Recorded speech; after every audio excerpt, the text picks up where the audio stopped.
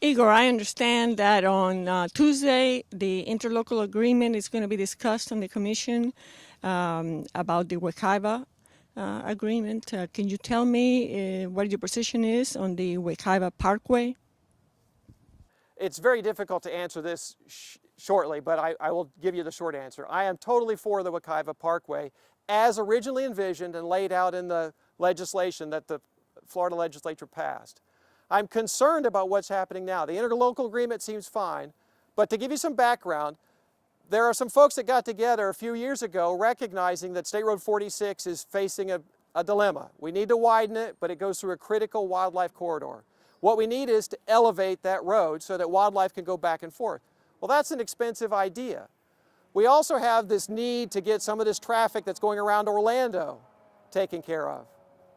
I'm not sure the Parkway is the ultimate answer for Orlando's needs. I'm concerned about the wildlife corridor. So I'm willing to work with the Orlando Transportation Agency, the OOCEA as they're called, to solve our problem. The key is to take care of this issue of transportation through the Wekiva Basin.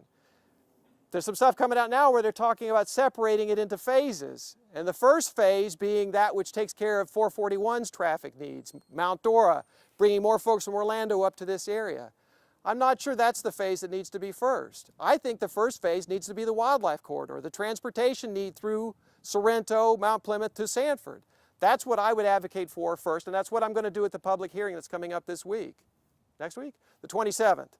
This week, the 27th. So I think it's critical that everybody come out to that, talk about what your views are, take a look at the corridor as it's being laid out, and I'm going to be advocating for wildlife corridor, transportation needs first, then let's look at the development potential that the Mount Dora segment brings. I'm really concerned about that.